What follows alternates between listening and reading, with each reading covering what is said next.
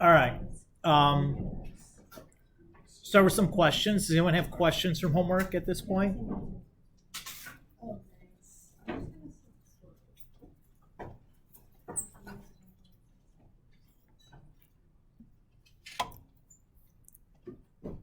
So again, questions from homework to start if anybody has any. These first two sections should have been relatively straightforward. I think we felt pretty good about what we've been doing, so it's not surprising that if you guys don't really have anything, that's okay. Or if you haven't started it yet, that's okay. We can circle back and hit it again. Beck? You do number 69 of the most recent. 69 from antiderivatives? Yeah. Sure.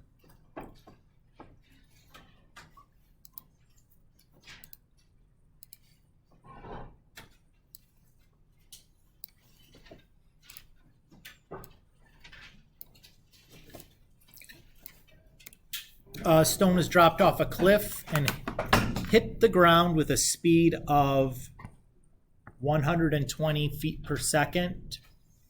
What is the height of the cliff? Okay.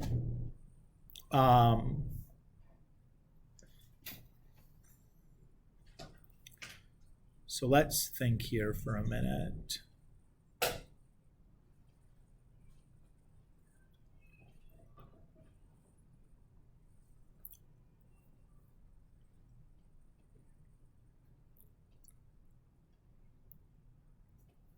Okay, I'm going to kind of think about this as, this is going to be the idea here, is I'm going to think about it really kind of going this way and just kind of reverse everything. Is everybody okay with that notion? So this, instead of kind of being like my final velocity, would kind of be my initial velocity. I think is what will make life a little bit easier here. So I know my acceleration is, well, in this case, I'm going to use positive because I'm thinking about everything in reverse. Is everybody okay with why I made that positive? Are we okay with why I chose to like kind of reverse the direction of this? Those of you that have taken physics know that this works. Like time is relative. So whether you think about it forwards or backwards, you have the same motion, which is weird to think about. So we'll do our antiderivative here. And then I can solve that now for C.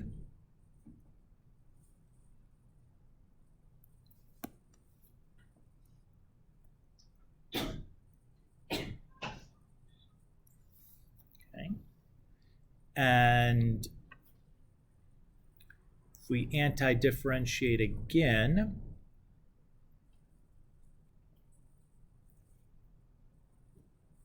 oops, t squared over 2 plus 120t plus c.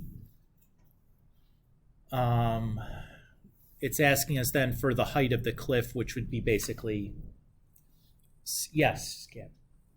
Yeah, go ahead, Gigi. Right, so we need to find a way to solve for that.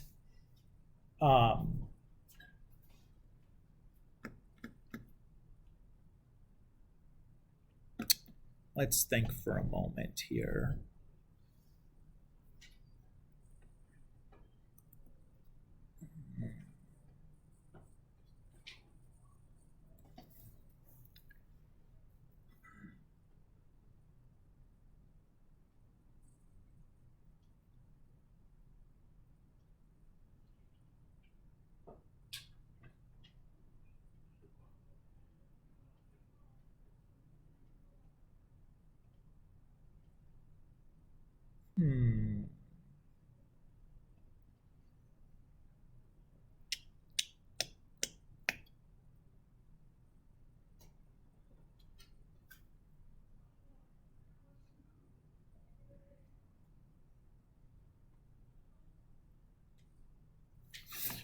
I don't know, it's not coming to me what to do here. Let's cheat rather than watching me sit here and hum and haw. What is the trick here?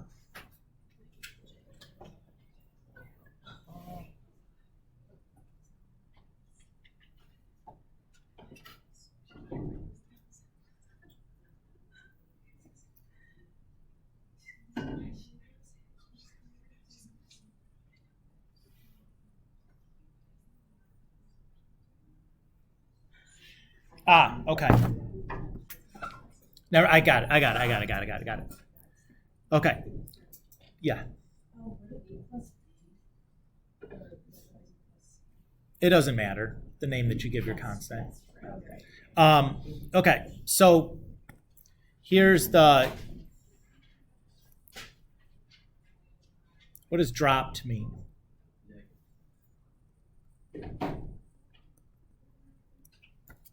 That's what we want to say.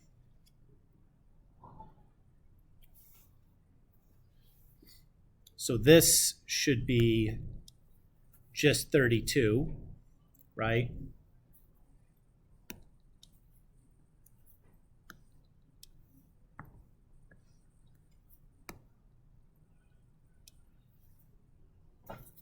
So when we do this, well, let's make this negative. Let's have everything going the right direction now. So when we do that, we have that, right? So again, we're still looking to find that C. The way we're going to do that is I know that 120 is when we hit the ground. So if I solve that for t, I get negative 120 because it's going down. 3.75.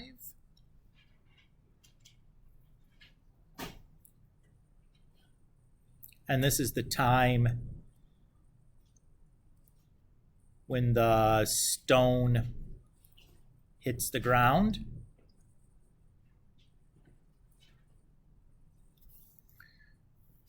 So I know that that's also going to be the time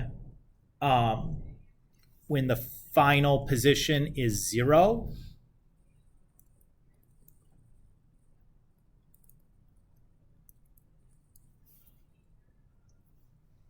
So if I apply that here, 0 equals negative 16, 3.75 squared plus c will now allow me to solve for c.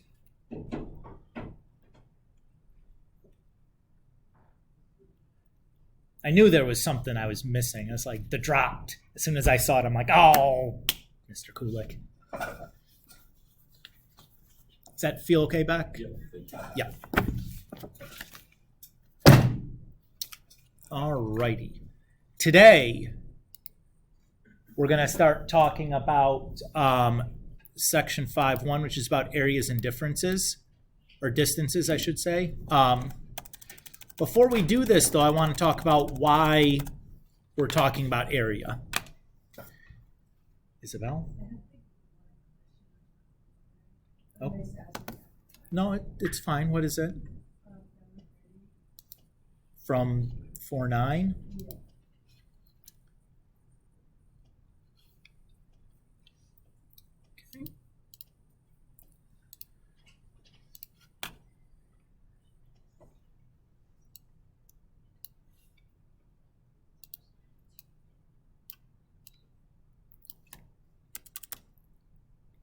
Okay, and we wanted F, I think, in this problem. Yeah. So that's the third derivative. So we're going to have to do 3 rounds of antidifferentiation, right? So the second derivative is our first round of antidifferentiate. What's the antiderivative of e to the t? E to the t. What's the antiderivative of e to the negative 4?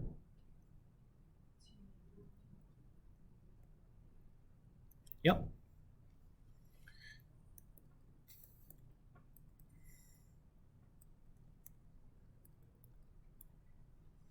Okay. and then we have a plus c, right? Next round, antiderivative e to the t is just e to the t. I'm going to pull that negative 1/3 to the front.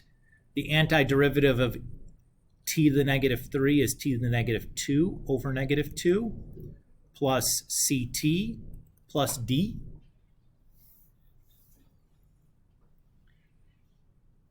And then we'll do one more antiderivative. Antiderivative e to the t is still e to the t. I'm going to pull the 1/3 times, or the negative 1/3 times negative 1/2 to the front. That just becomes positive 1/6. And then t to the negative 2 antiderivative is t to the negative 1 over negative 1. And then the c will come out front, and that becomes t squared over 2. Antiderivative of d is dt. And then third constant at the end, and then you can do a little bit of simplification here or whatever, but that's basically the gist of it. Isabel, is that okay? Mm-hmm.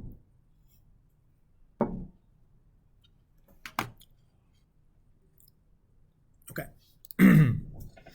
So I want to talk about a little bit about why we're talking about areas here all of a sudden when we've been doing anti-differentiation. So remember this idea of like position, velocity, and acceleration, right? These guys are all linked together because they are derivatives or antiderivatives of one another. So let's say we have some position function s of t, and we measure that in meters. We have some velocity function v of t in meters per second, and some acceleration function a of t in meters per second squared. Let's say that I have that v of t is 10 meters per second. That's my function. So if I graph that, my x-axis is t, my y-axis is in seconds, because that's a function of t, or is t, and then my y-axis is in meters per second. And 10 meters per second is just like a straight horizontal line, right? If I want to find the position after 3 seconds, well, if I look at that area, that's going to be 3 seconds times 10 meters per second, right?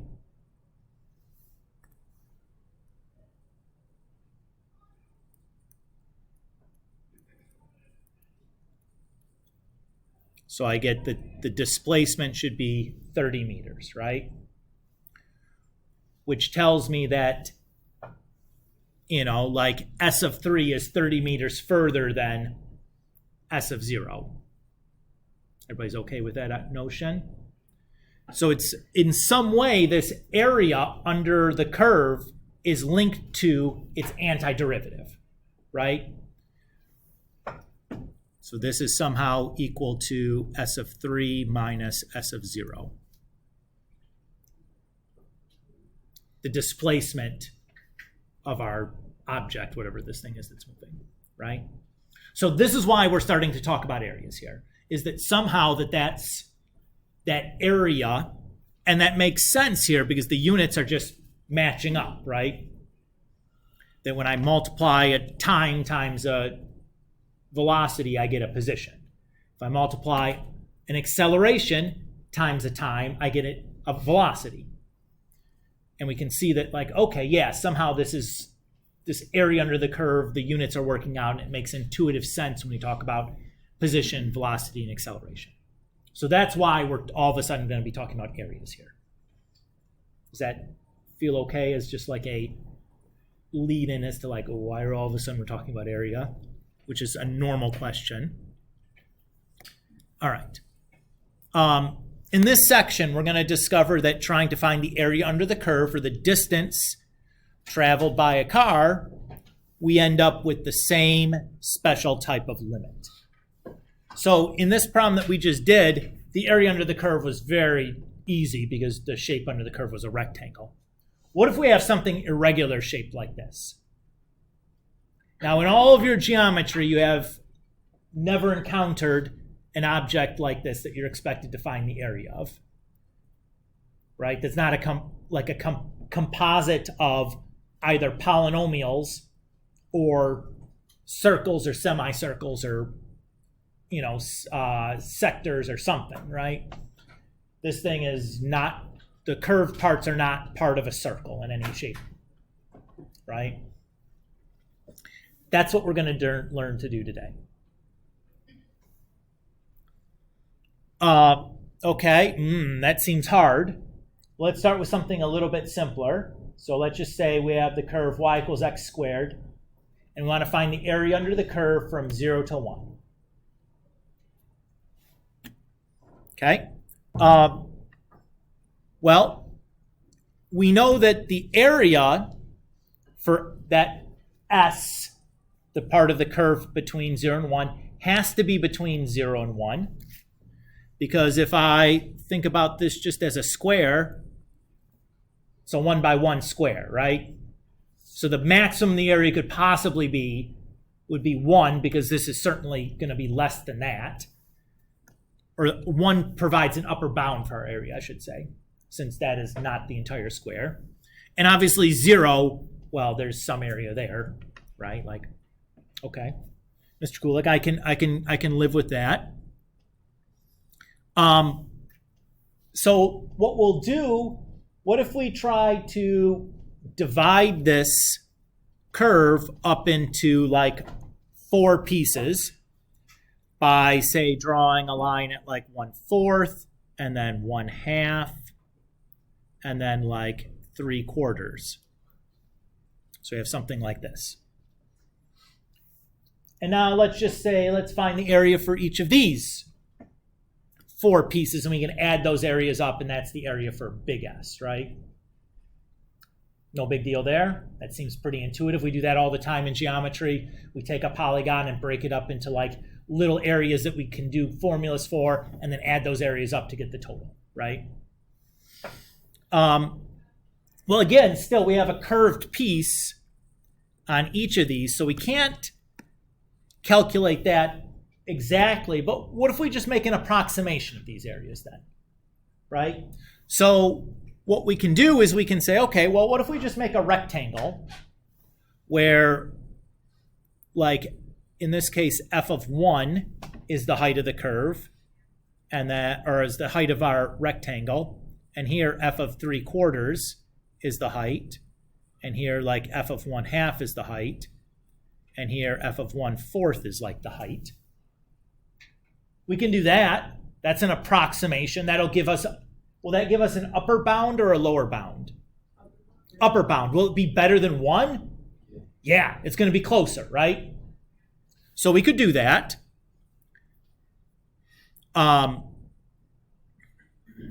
So let's call this R, this area R, for, because we're using the right-hand or sides of our rectangle. So the base of our rectangle is 1/4 in each of these cases, right? So I have 1/4 times f of 1/4 plus 1/4 times f of 1/2 plus 1/4 times f of 3/4 plus 1/4 times f of 1. Everybody's okay with that idea? And that'll give me a slightly better estimate, or I should say a slightly better upper bound. What if we do the opposite now? And instead of using the right-hand sides of our rectangle, what if we use the left-hand sides? So like that's our first rectangle, that's our second rectangle, that's our third rectangle, and that's our fourth rectangle. Will this be an overestimate or an underestimate? Under. Is this going to be better than 0? Yeah. So I'm going to call this L, for left end. So when I calculate the areas for these, again, the base of my rectangle is still 1/4. Oops.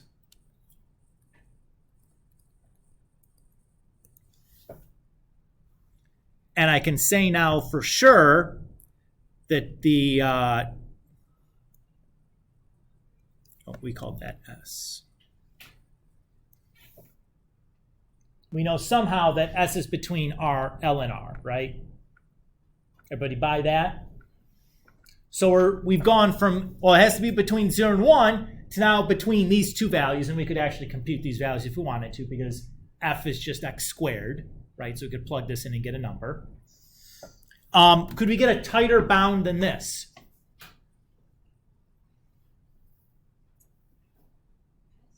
Yes. What could we do to get a tighter bound? What was that? Use more rectangles. What if I, instead of using 4 rectangles, I use 8? Right? So like this. And you can see just intuitively by looking at this that that's going to be a tighter bound, right? Because there's less empty space on our underestimate and less overlap on our overestimate, right? Just visually you can see that. Do you guys agree? Who sees where we're going next? If it's better with 8, 16. Infinitely many, yes. Yes, yes. So if we use infinitely many, the limit as n approaches infinity of Rn should be the limit as equal the n that approaches infinity of Ln, which should just be S. So we're just going to do this calculation with infinitely many rectangles. And that'll get us the area under the curve. Lovely, lovely idea, right? Now, did we do anything like mega complicated on the way to get this? No, we're just calculating areas of rectangles, right? And then just adding them together. Now, it stings because we're adding infinitely many of them together, but, that's okay. All right, so let's formalize this up a little bit.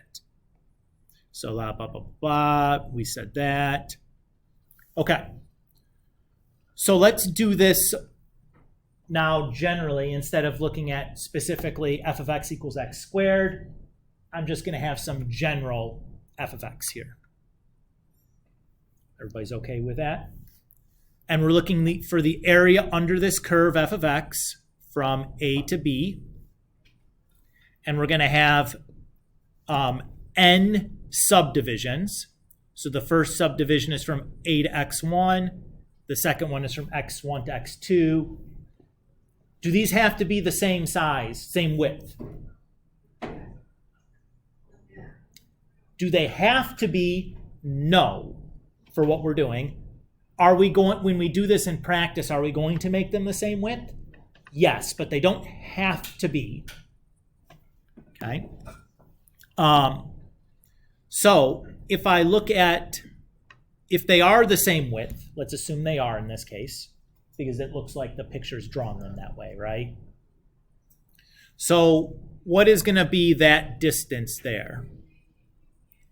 Well, that's going to be B minus A divided by N, since we have N of those things. We're going to call that quantity delta X. Everybody's good with that. So we have, again, we have n subintervals. We have x0 to x1, x0 is A, and then x1 to x2, x2 to x3, yada, yada, yada, x sub n minus 1 to x sub n is really B. So the value for x1 is going to be A plus delta x, right? Because we're starting here at A, we go delta x over, so that has to be A plus delta x. Everybody agree with that? x2, well, that's going to be a plus 2 delta x's. x3 would be a plus 3 delta x's. xn would be a plus n delta x's. I said xn. You just weren't listening. That's okay. That was going on. Yeah. Anyways, we're all good there, right? Okay.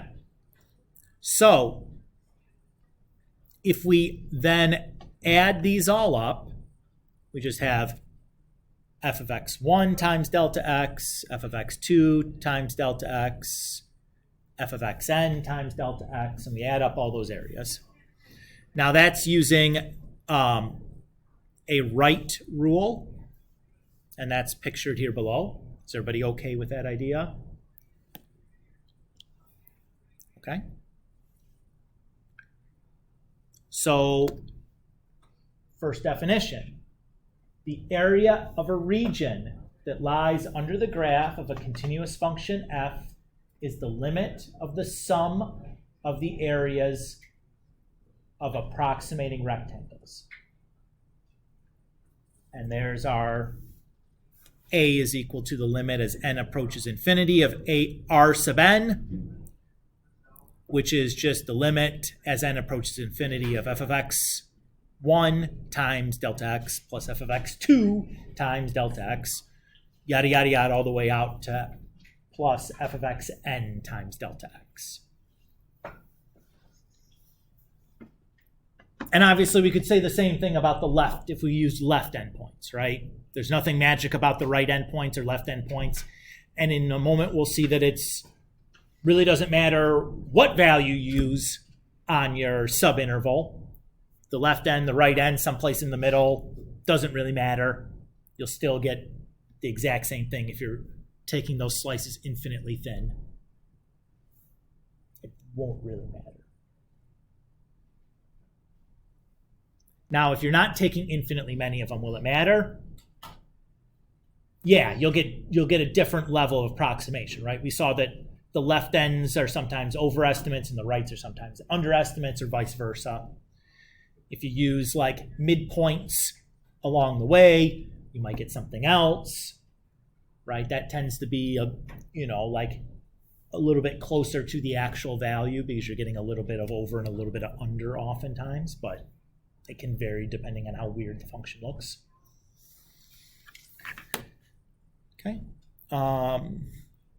So I want to take a moment and review summation notation with you guys, since what we're doing is adding up infinitely many pieces. Okay. So this is just like a way to compact, instead of writing this, which is a hassle, we can just write this. That's called sigma notation. Sigma is a Greek letter. That's this little E looking thing there is the capital Greek letter sigma.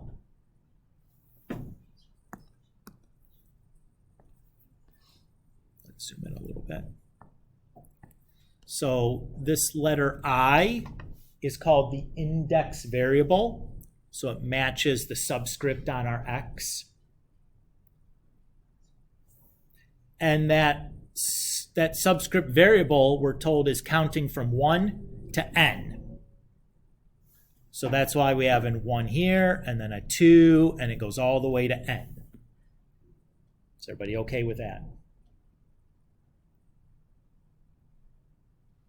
Okay.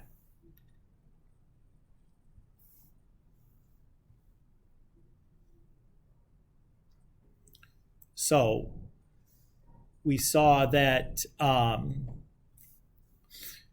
that for right hands, we did this, right?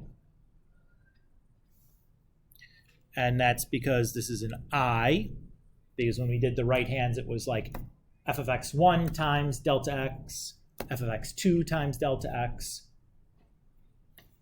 If we did lefts, it was f of x0 times delta x, f of x1, all the way out to f of xn minus 1 times delta x. But in general, we just write this with xi star. And what the xi star means is just some x value on the first subinterval.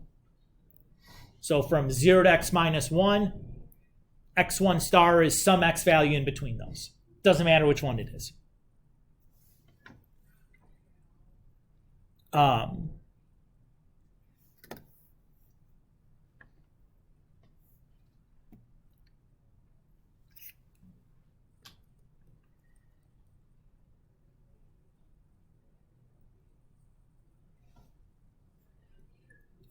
should say.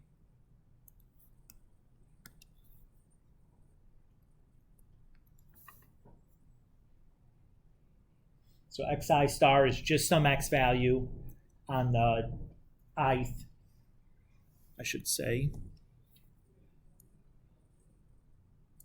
ith subinterval. Okay? So x1 star is just some x value between x0 and x1. Okay? So the rough part about the way this is going so far is coming up with a formula from this. So let's look at an example here. And we'll kind of do one of these guys in practice.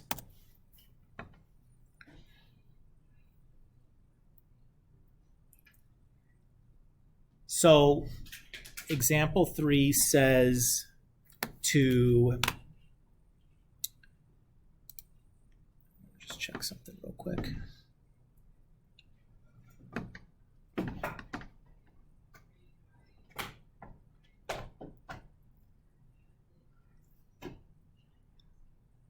You can ask me. What's up? What's Formula 1? Formula 1. Why does you also write Formula 1 this way? Yeah, where is Formula 1? Oh, I see. Okay.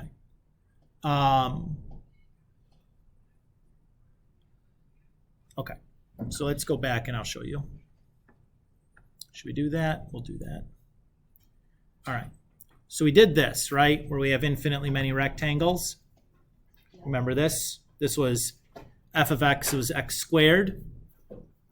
So if we do this infinitely many, or we do this n times, let's say just n times. So the first one is 1 over n times f of 1 over n squared plus 1 over n times f of 2 over n squared plus 1 over, I mean squared. 1 over n times f of 3 over n, yada, yada, yada, plus 1 over n times f of n over n. Okay, with that? And in our case, f is x squared. So I'm going to dump all my f's and just replace them with squareds.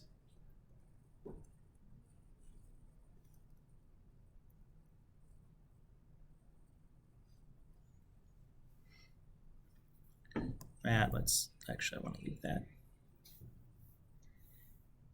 So far, so good?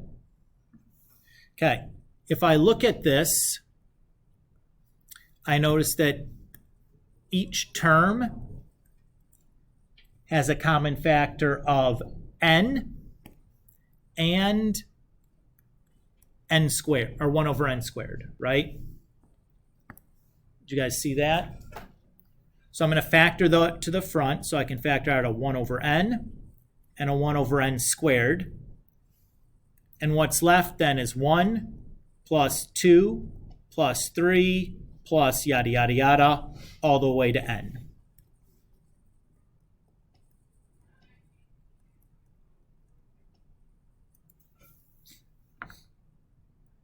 So far, so good? Okay. Ooh, hold on. because there's still a squared on those, all those guys. Oops, oops, oops, oops, oops, oops. Okay. Now, this sum of squares ideally would be something we have talked about in Algebra 2. There's a closed form formula for that you might have developed in your Algebra 2 class. I'm just going to quote it here and not derive it because, well, time.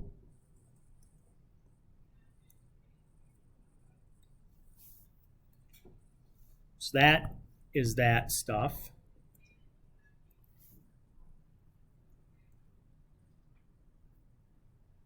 And then I still have my 1 over n squared from there, or n cubed, excuse me. I can reduce that, and we'd write our final formula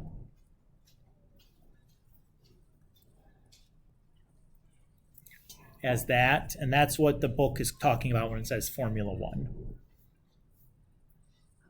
Nope, I lied. They meant this guy was Formula 1.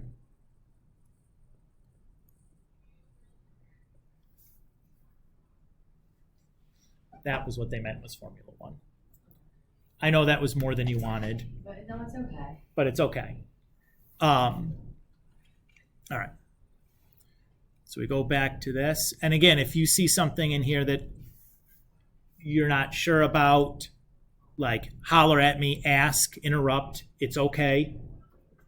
A lot of the times the stuff I'm pulling from the textbook is mostly a scaffold for me on like, what do I want to talk about? And sometimes I'll skirt some of the details because I'm trying to get somewhere else and I don't want to get bogged down in like a whole mess of algebra. But it's okay to ask, for sure. We can do more. There's nothing wrong with doing that. Is that okay?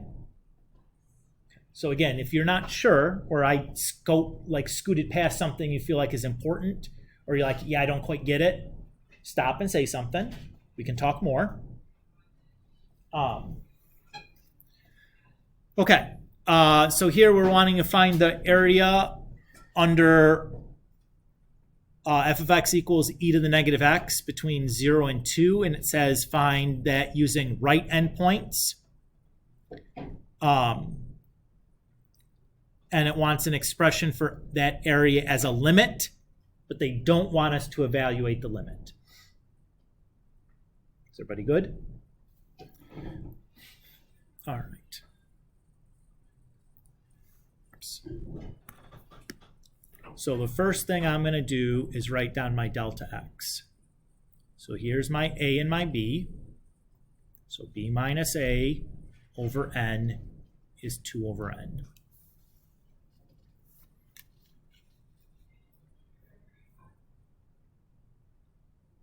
Is everybody so far so good? And because it's a right interval, I'm going to be doing the sum from I equals 1 to n of f of, now was it x sub I or x sub I minus 1? Do we remember from the previous piece there? Let's go back and look. We just wrote it down. So it's x sub I for right hands.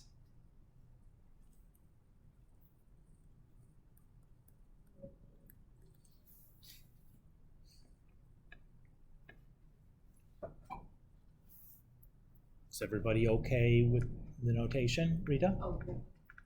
I got it. Okay. Now let's fill some stuff in here. So f is e to the negative x. And delta x is 2 over n.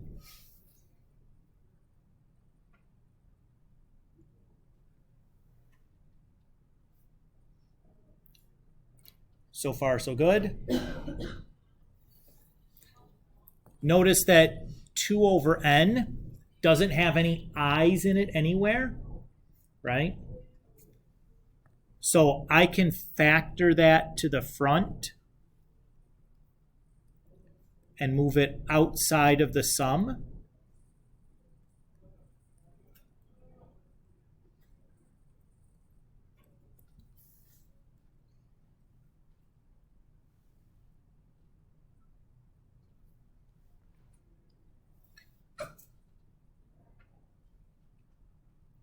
So that's the form I need for my Rn. Now remember that A is the limit as n approaches infinity of Rn. So in our case, that's the limit as n approaches infinity of 2 over n times the sum I equals 1 to n e to the negative x sub I.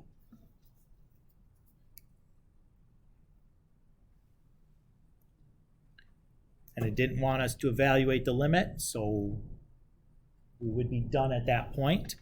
Alternatively, you could have written this without a summation notation, right?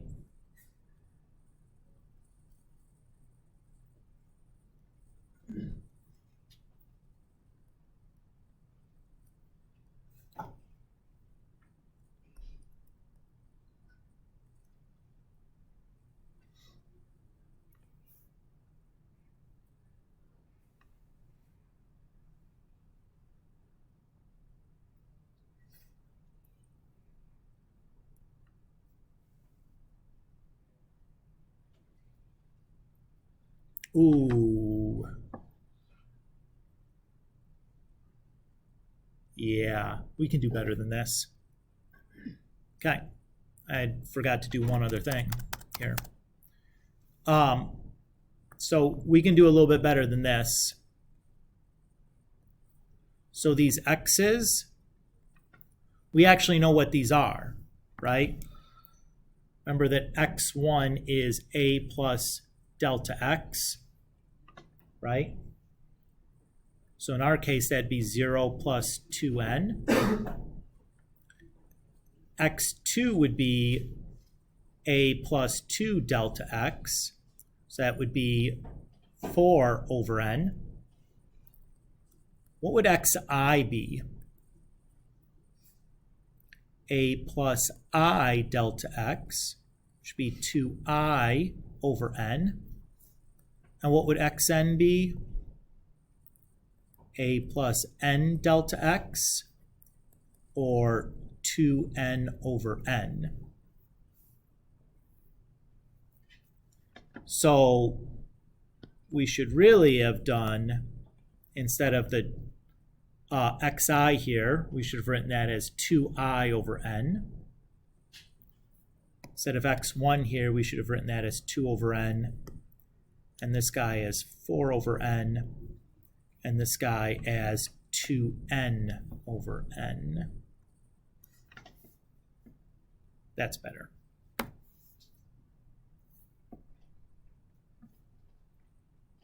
So either of these two answers would be appropriate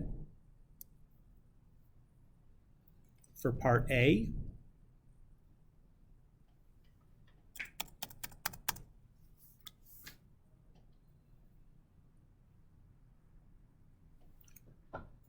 Part B says estimate the area by taking the sample points to be midpoints and using 4 subintervals and then 10 subintervals. I'm going to only do this in practice with 4 subintervals just because, like, woof, right? Oops. You're not supposed to be there. You're supposed to be down here. Okay. So B.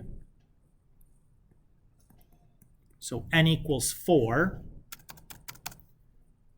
So delta x would be 2 minus 0 over 4. It's 1/2. So x1 should be 0 plus 1/2, or 1/2. x2 should be 0 plus 2 times 1/2, or 1. x3 should be 0 plus 3 times 1/2, or 3/2.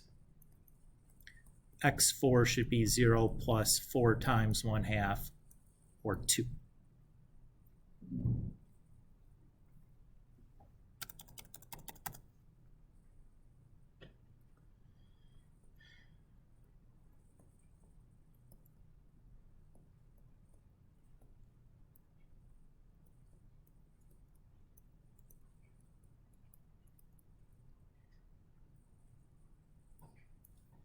So those are my 4 subintervals.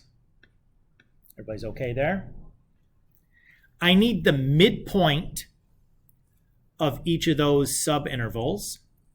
So what's the midpoint of 0 and 1/2? Halfway between. Yeah, 1/4. And the midpoint from 1/2 to 1? 3/4.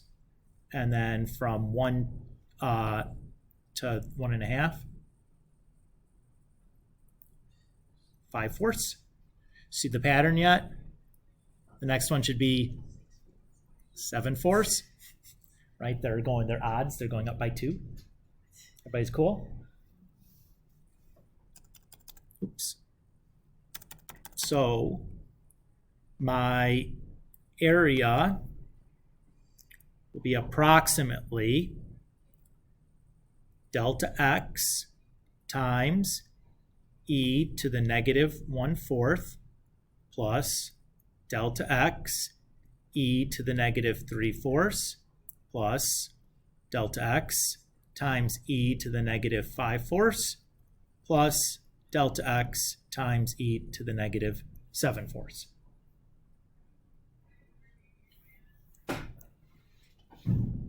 If you did this with 10 subintervals, it's the same deal. It's just more things to calculate. It's just kind of a hassle. Is that okay? What I did there formula-wise?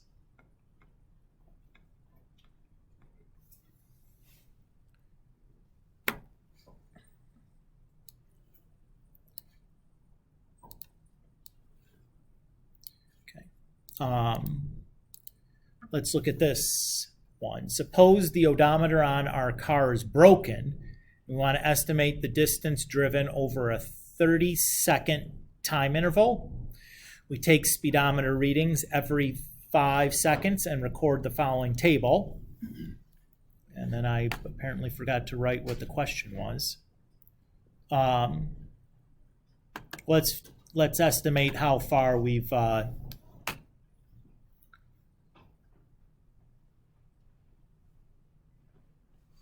traveled, right? So what's the first hassle that I have looking at this? Yeah, the units don't match up, which stupid. So I would convert these miles per hour into like feet per second. I'm just going to drop the table in where I've done that. Well, I haven't. Somebody's done that for us already. And save us the incredible hassle of like doing a bunch of unit conversions when we're like in big boy calculus and like shouldn't be wasting our time doing unit conversions. Is everybody okay with the rationale there? Okay. All right. So now, if I want to approximate this area, what can I do?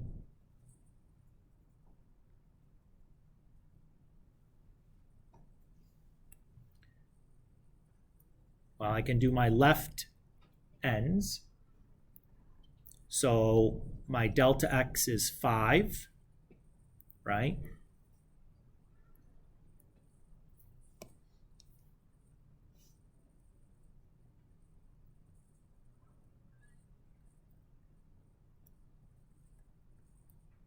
Because the distance between any of the x values is 5. And then if I'm doing a left end, my first rectangle height should be 25. Everybody agree? And then my second rectangle height should be 31, and then should be 35, and then 43, and then 47, and should end at 46, right? Because the last interval is covering the last two spots, so the left end of that is there. Or I could calculate the right.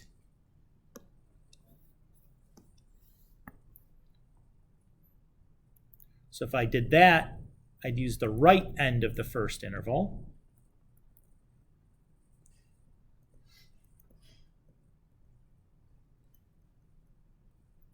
And so on. And on my last one should be 41. Everybody's okay there? And if I wanted to get real fancy, the average of those two probably provides a pretty good estimate, since one is probably an over and the other is an under. If I average the two of them, I probably get a pretty good. Can I find the exact distance traveled from just the table? No, because there's no way for me to create infinitely many subintervals because I don't know the speeds in between the measurement points, right? Between 0 and 5, I don't know. Did we speed up to 100 feet per second or something? Could have happened. I don't know. Probably didn't, but I don't know I wouldn't know what Y value to give them. Right? So this is really as best I could do.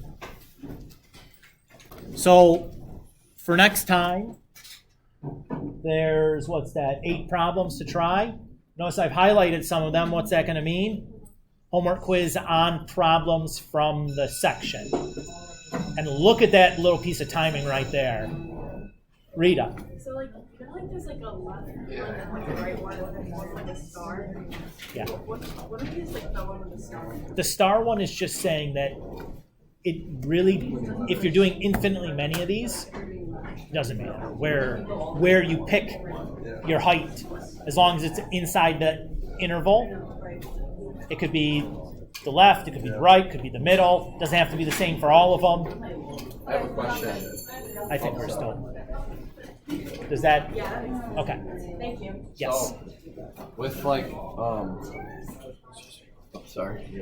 So, what's it called? The delta x. It's sorry. It's okay. You can't find any place to stand. So with the delta x, it's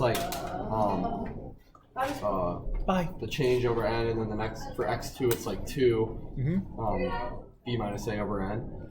Why is that not if we're finding because how we end up adding all of them together and then times by the how come it's not adding the same area twice if you're doing 2 and then b minus a over n, because wouldn't that also include the last one? Right, but if you look at what we did. We factored it out. Let's see when we did this here. So the delta x is the width, Right. and that's the same every time. Yeah. What the x1, x2, what these are for is the inputs into our function. So those are the heights. Right. So the heights need to be at different spots because we need the height of the function in that subinterval. Okay. There was another one. I think it might Does be above that does that make sense as to that what I'm one, saying? That one makes sense for Okay. the area specific, but for the formula, where is it? When you were doing the x2, so it's a plus 2 delta x. Mm-hmm.